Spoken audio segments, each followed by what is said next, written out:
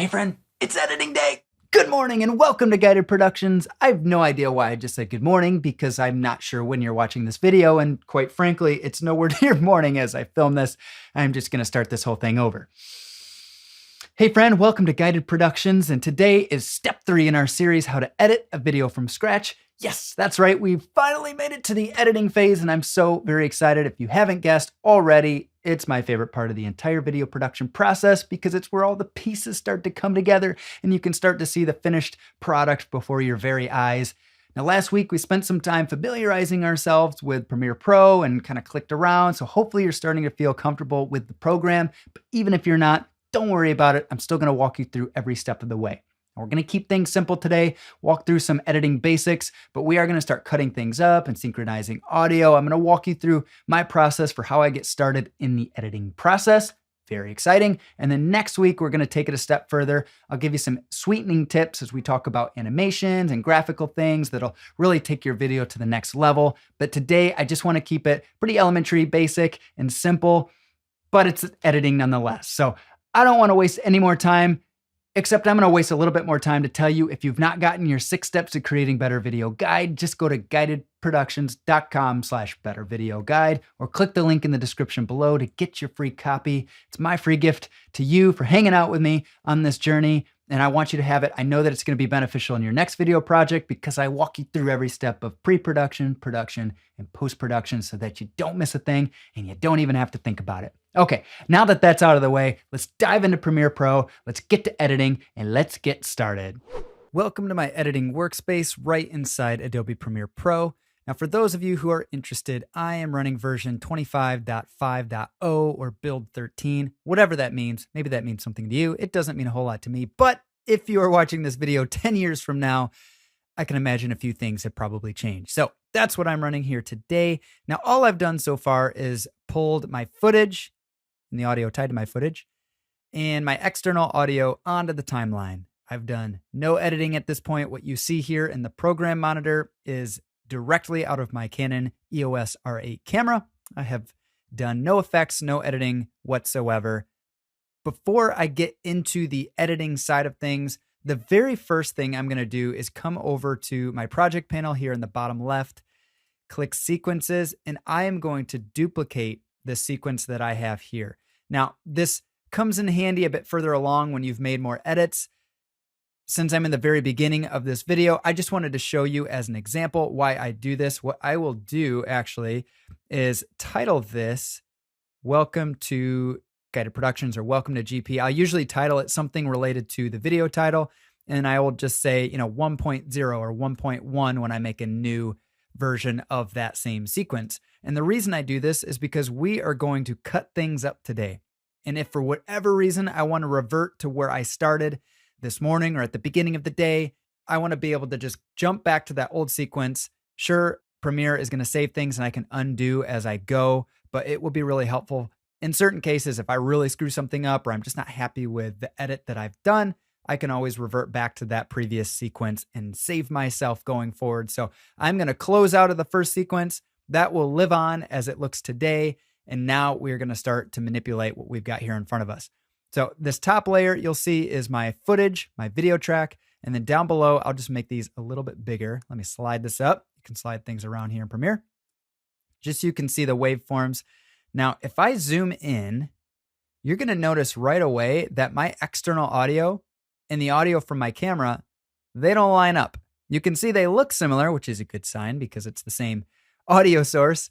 However, they don't line up, and that's going to cause some problems with the edit because my audio is not going to match my mouth or the movements of my mouth.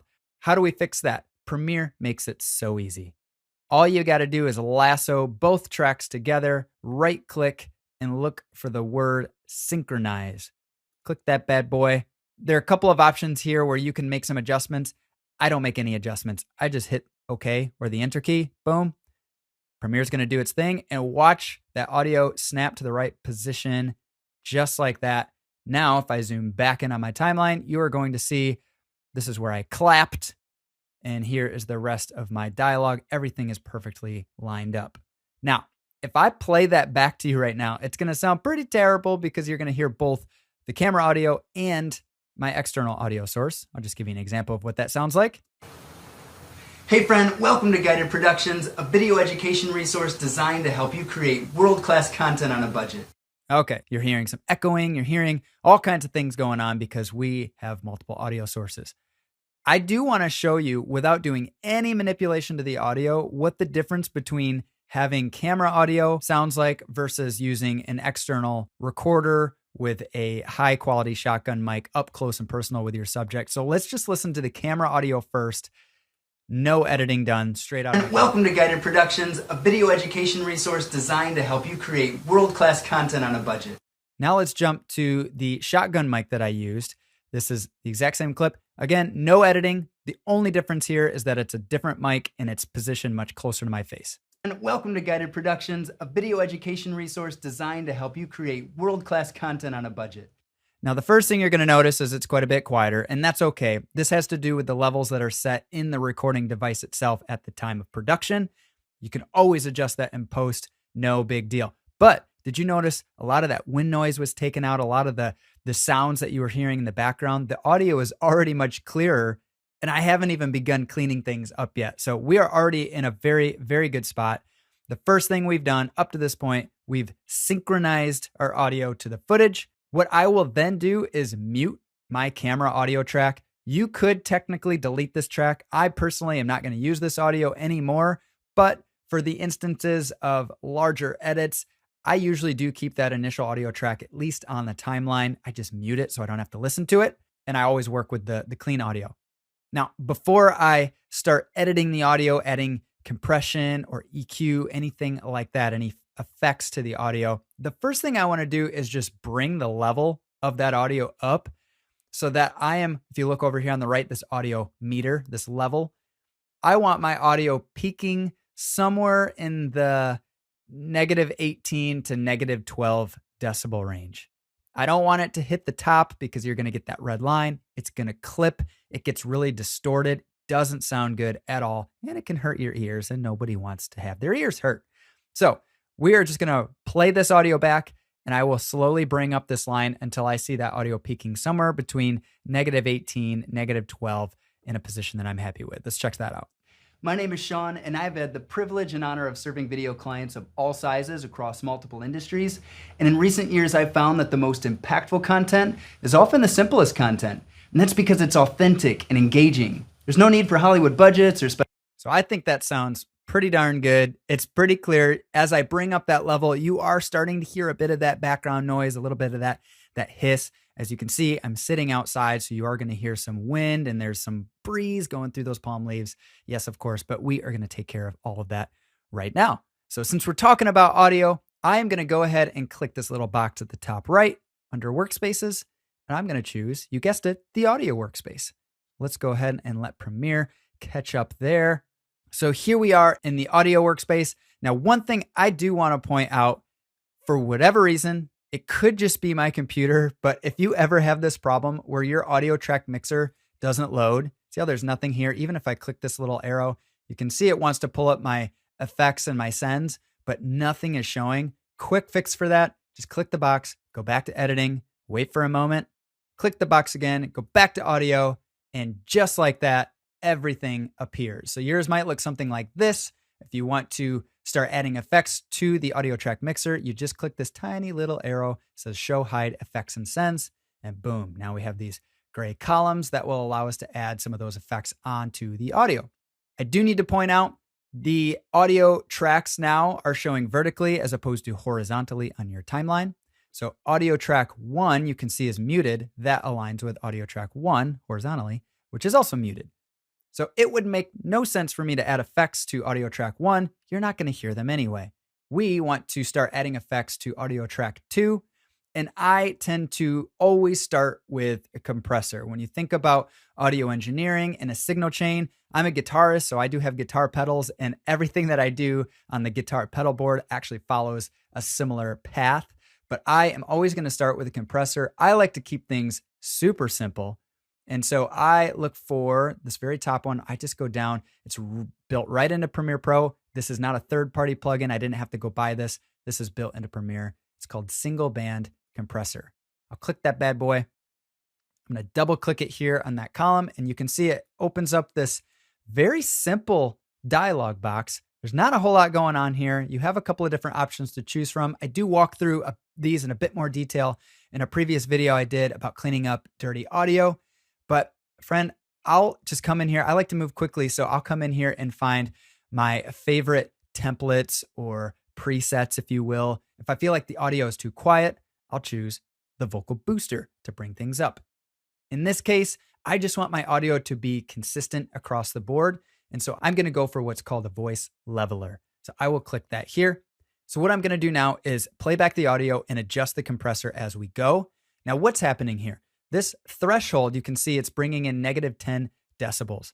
What a compressor does is it takes the highs and it squishes them down a bit, and it takes the lows and it brings them up a bit. This is designed to give you a much more consistent, balanced signal across the board in terms of audio.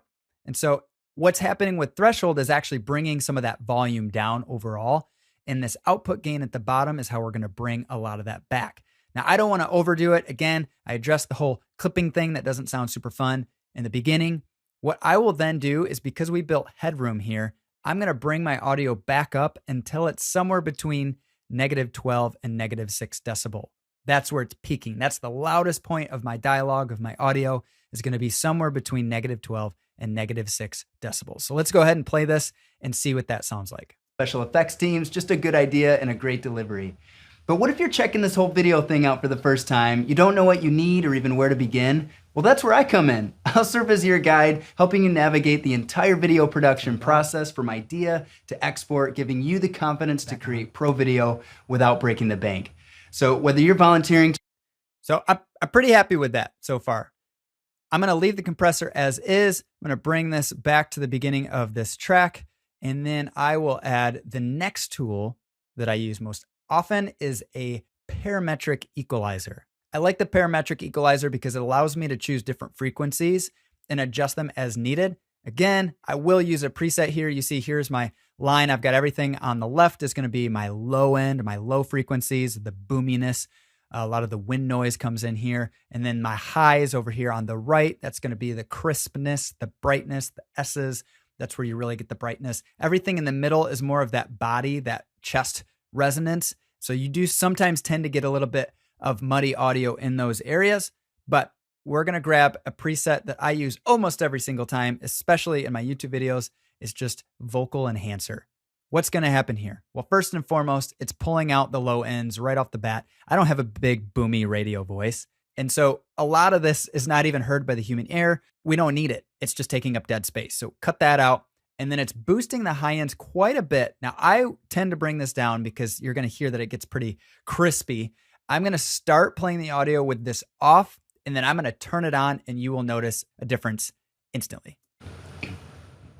Hey friend, welcome to Guided Productions, a video education resource designed to help you create world-class content on a budget.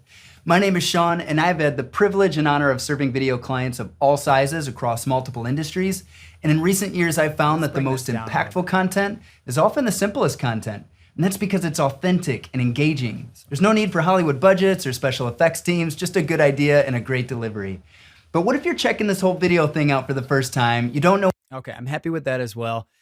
One thing to note, when you're manipulating audio, you're adding effects to audio, less is more. It's so easy to overdo it here, and you really just need to tweak it a little bit, and it will go a long way, especially once you export that final video. So don't get so crazy at boosting things and bringing things down, because you will notice that quite a bit at the end.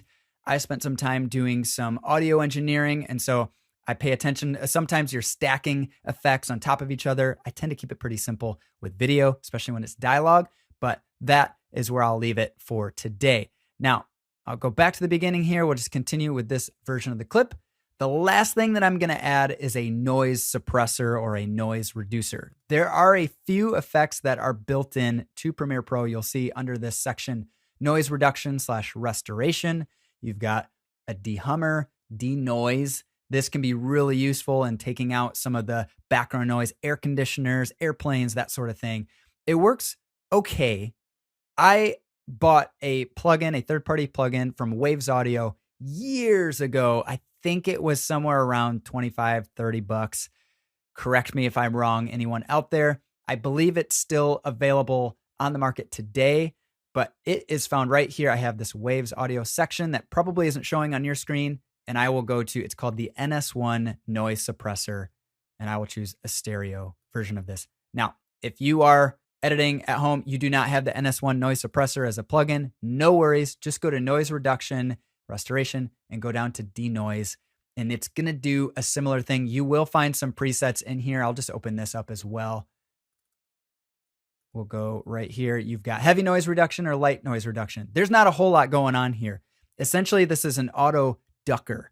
So when you stop talking or when your subject stops talking and there's that dead space, the computer is going to try really hard to attack that dead space, drop the level so that you're not listening to anything that's going on in the background. Now, the same is true for the NS1 noise suppressor. I'll get rid of the denoiser.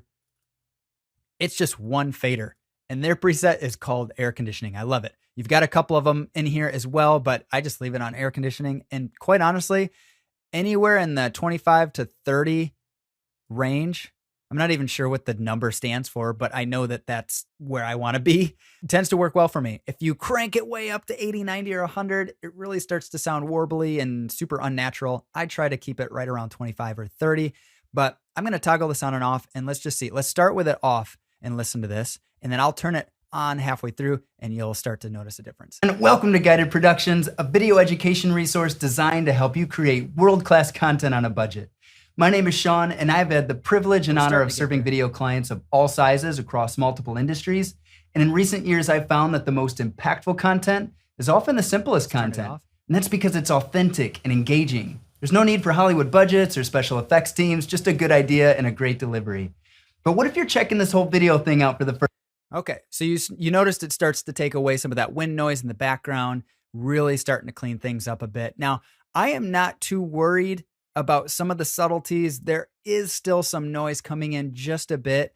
I have plans in the next video where I am going to be adding a music track, a soundtrack to this video that is going to polish everything up nicely, and you will not even notice some of the nuances going on in the background. I'm pretty happy with how the audio sounds so far, so I'm going to leave this as is, and we're going to move on to the next part of the editing phase, which is color correction.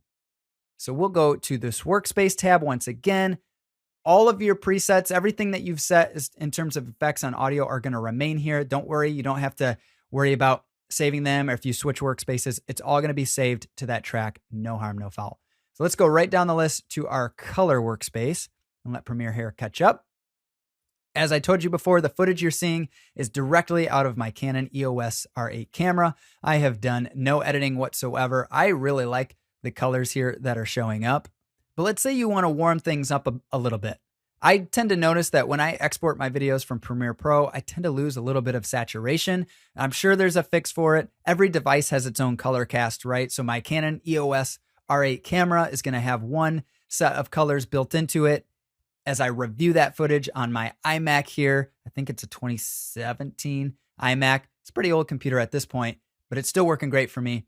That is going to have its own set of color attributes, if you will. And then let's say I export this video and you're going to watch it on your Samsung cell phone or your tablet or a TV, whatever device, that also is going to have its own color code built in.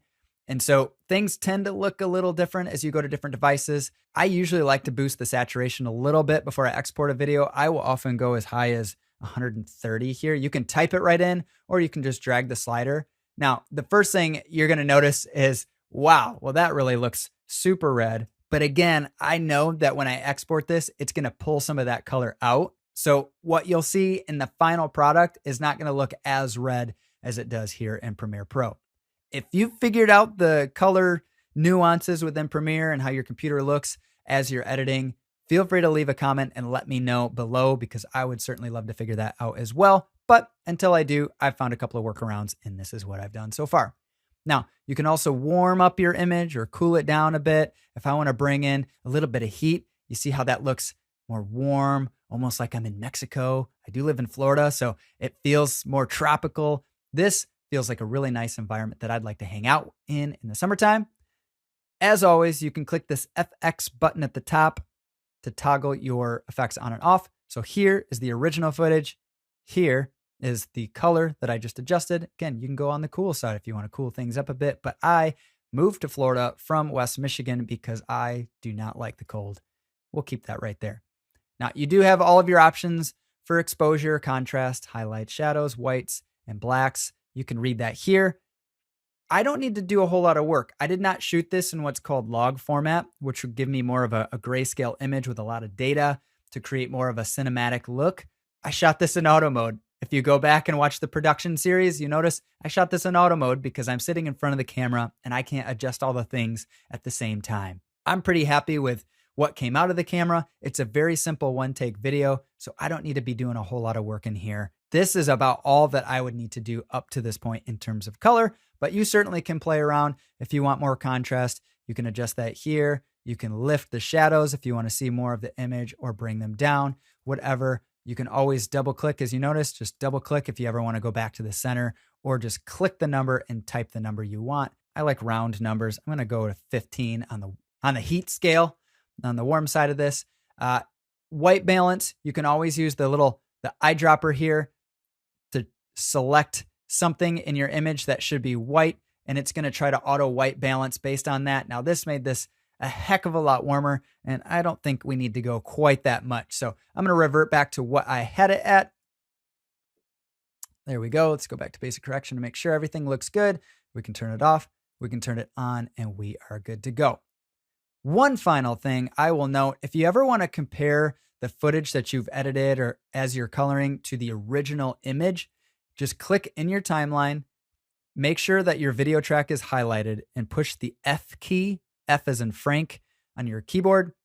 And that is going to find, F for find, the original clip, the position of that clip in the source monitor. It will pull it right up here. So you can see side by side, you can drag these over so they're the same size. Here's a side-by-side comparison of the before and after of the footage that I've just affected here. I may make some final adjustments. We'll see as we go along, but I'm pretty happy with what this is looking like so far. Okay, now that we've done audio, now that we've done color, let's head back to the editing workspace and start cutting things up. Now, why did I do audio and color first? Well, because I have one video clip and I have one audio clip. Technically, I have two, but we're not listening to that. As I start cutting things up, I'm going to have multiple video clips and multiple audio clips. If I do all of that work on the front end to the one source, I can cut this up 100 times and I don't need to redo the color.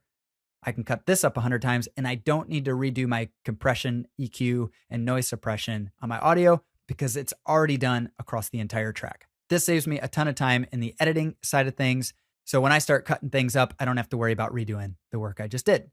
Now, if you notice all these starts and stops, my video is one take, meaning I memorized a script. I delivered that over and over and over. These short ones are where I messed up and had to start over. I'm human. But it makes it really easy for me to visually see, here's where I attempted it. Here's where I attempted my speech. Here's where I attempted it again.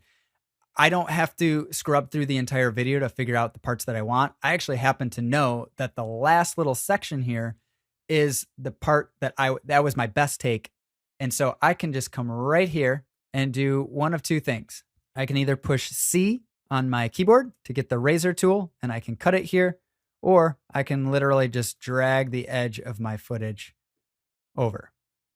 So for this example, I will just drag my footage and I'll drag my audio, and that's essentially deleting everything up to that point. I can then right click, ripple delete is going to bring it all the way back to the beginning. And there you have it. Now it starts where I want it to start. Hey friend, welcome to Guided Productions, a video education resource I've designed to help you create world-class content on a budget. Beautiful.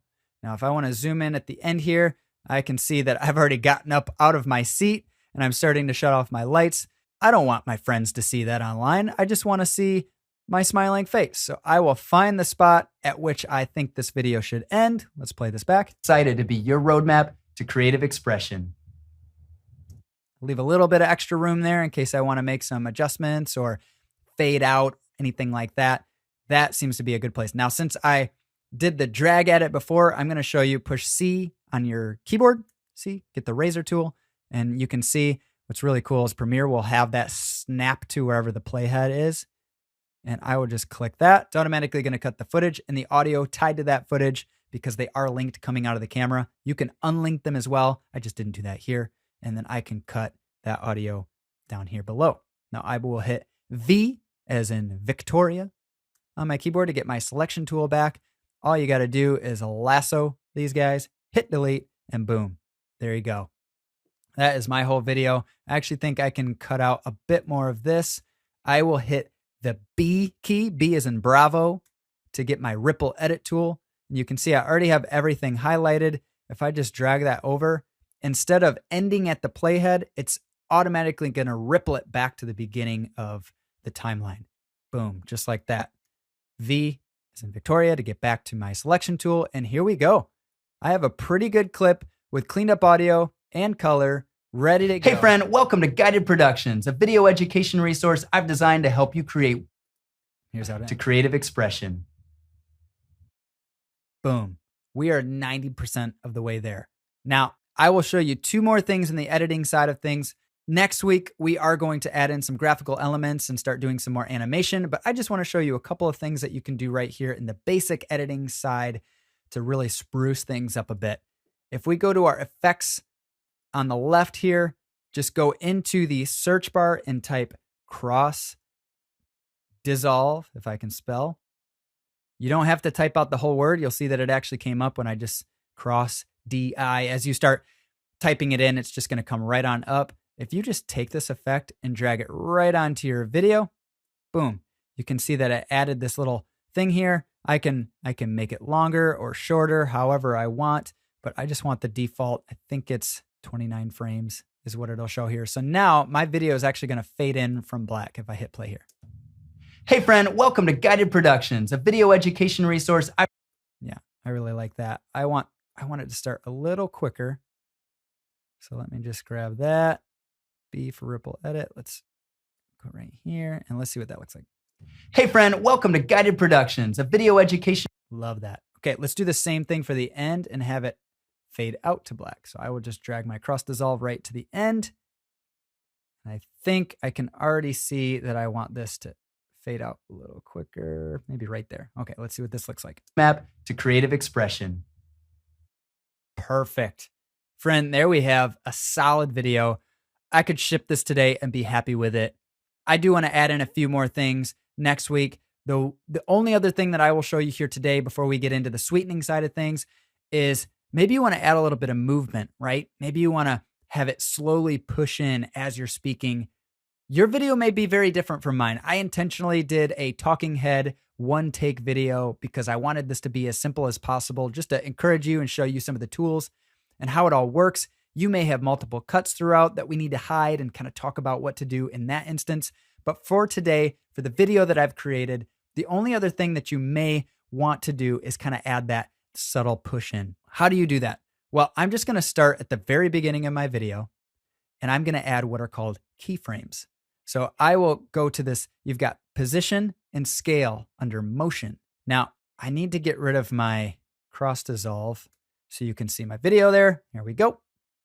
Let's go back to our controls and I'm going to hit keyframes. I'm going to click this little stopwatch here for both position and scale. Position is telling the computer where up and down, vertically and left and right it wants my video to sit. If you ever want to get back to the default setting, just click this little revert button and it will take you right back to the middle. And then scale, of course, is how big or small you want your video to be. So I will just bring that back. I want it to be right where it should be here in the beginning. Now I can bring this all the way, say, to the end. You're not going to see it right here because I have my cross dissolve. So we will put that on, bring it here. And let's say I want to punch into 145 and I want my, rule of thirds. I want to come down just a little bit here so that I am framed nicely in that video. And I actually feel like I could come over this way a little bit.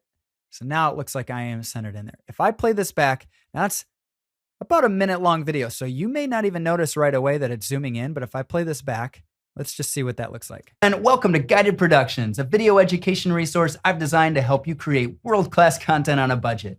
My name is Sean, and I've had the privilege and honor of serving video clients of all sizes and across multiple industries. And I'll just mute this so you can see as I talk, the edges are starting to go away as it slowly moves in. This can add just a little more interest into your video. And something that's super easy to do, it's creating this animated zoom effect, almost like we're zooming in live, but it's just setting up keyframes, especially when you shoot in a high resolution like 4K, like I did here. You're not losing any of the integrity or data of the image. It still looks super clear as it pushes in, which can be a really nice way to add some interest and intrigue in your video, especially a simple talking head video like this one. Okay, well, friend, the only other thing to do then is to add our cross dissolves back to the beginning and end. There we go. Unmute that track. And now we have ourselves a beautifully crafted video. Hey friend, welcome to Guided Productions, a video education resource I've designed to help you create world-class content on a budget. My name is Sean, and I've had the privilege and... Very exciting. Always, always save early, save often. This looks great. Now, remember what I said in the beginning, how I made that duplicate sequence? Let's say that I just despise everything I did here today. I don't like the audio, I don't like the color, and I don't want to have to go back from the very beginning. I can just double click my GP 1.0 sequence, and here we are. This is exactly where we started before we started editing anything of the sort. And then of course, if I go back to my new sequence, you'll see everything that I did here as well. So friend, that is Editing Basics 101 within Premiere Pro, a talking head one take video. Very simple, but hopefully this gives you an idea of kind of where to find things, a workflow to run with. Next week, we are going to get into some other fun things, but I'm hoping this helps you along the way. Now, friend, hopefully you're starting to see your vision come to life on screen. I know we did a lot of prep work in the beginning, right? When we were scripting out our message, you may even drawn out a storyboard. There was a lot of work that went into designing the message, the impact, and the overall flow of this video. And my hope is that you're starting to see it come to life on screen before your very eyes. Now, next week, you're going to want to come back. We're going to talk about some sweetening tips where we can add in some music into our video. We'll introduce some graphical elements. And if your video calls for it, maybe even some animations too, just to take things to the next level and up that professionalism. Friend, I've really enjoyed going on this journey with you, but I want to hear from you. I want to know if I'm hitting the mark, if I'm missing it, if you have questions, or if there's something that you want me to drill into deeper going forward. Let me know in the comments below so that I can help steer and kind of drive that conversation. That is going to be super helpful for me and hopefully ultimately add value to you. Friend, I hope you have an amazing day. I will see you on another video real soon.